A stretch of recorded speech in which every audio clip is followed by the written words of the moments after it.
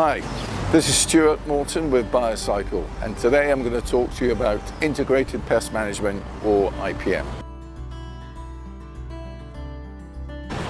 IPM has been quite a buzzword in the pest control industry for quite a time, and it came back from the 70s when we were looking at pesticides and concern about residues and how long they remain and what we could do to carry out pest control or pest management without actually using pesticides or without reducing a risk on the environment.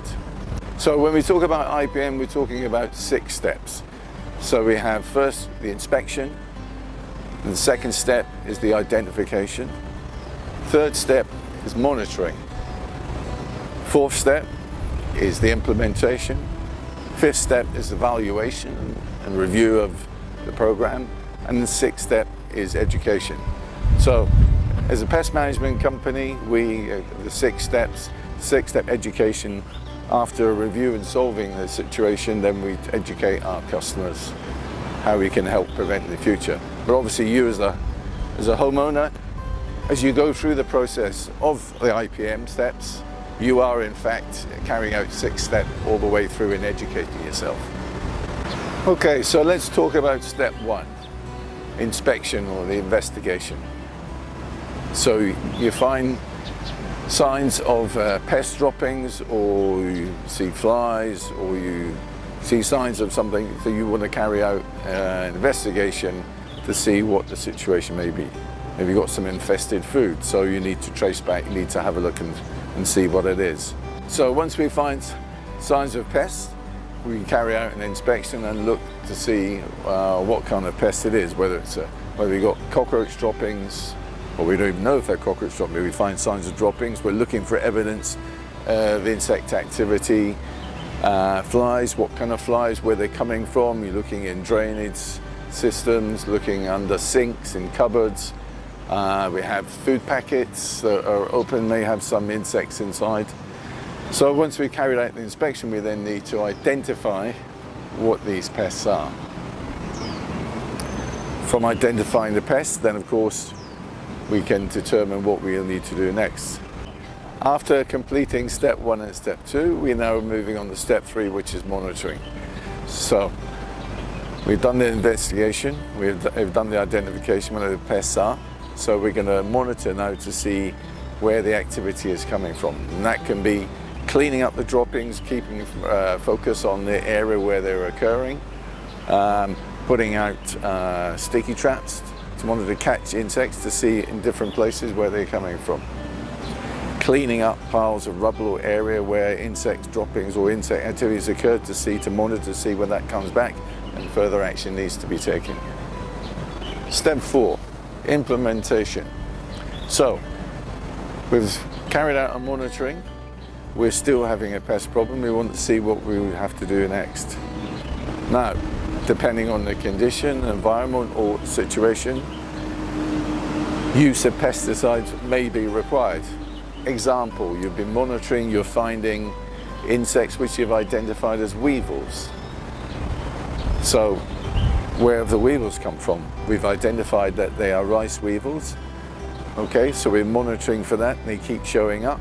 So therefore we want to carry out implementation to get rid of them. So that can be through the inspection, we're looking and we can see there is some contaminated rice which has been left open. How do we get rid of that? Remove the rice, dispose of it. Good rice that is left should be put in sealed plastic containers. No use of pesticides required there. Unless, of course, weevils are widespread and there's a chance of contamination of other products and things around, which should also be sealed up in containers as well. But to be on the safe side, we'll carry out a light spraying in the area. If you have a situation where we have mold, you've got insects related to mold, such as and mold and moisture, you've got springtails or book lice. So reducing humidity, drying out the area, removing the mold. Simple method like this will remove the problem, will get rid of the book lice. Also with moisture related insects, checking for your leaking taps, leaking hoses, fixing leaks.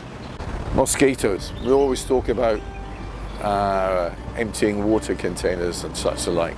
These are very simple and easy methods without applying any pesticides to remove the breeding cycle. Cutting back vegetation, letting air and light get in. This also helps to reduce harborage places for mosquitoes. Cockroaches coming in, checking around the doors, bottom of doors, the gaps underneath. Just putting a simple rubber strip across the bottom of the door is a very effective way of keeping crawling insects from coming in inside. So, step 5, we're now after step 4, implementation or treatment. Now, step 5 or evaluation. How is the treatment working?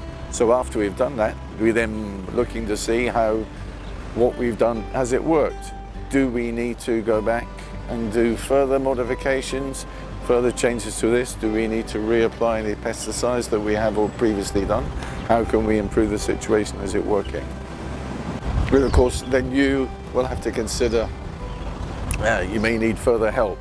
This is where we come in to do our part to help you. So you may need to consider contacting a professional company if the situation can't be improved and you need bigger guns, more professional help. And lastly, step 6, education. What have we learned?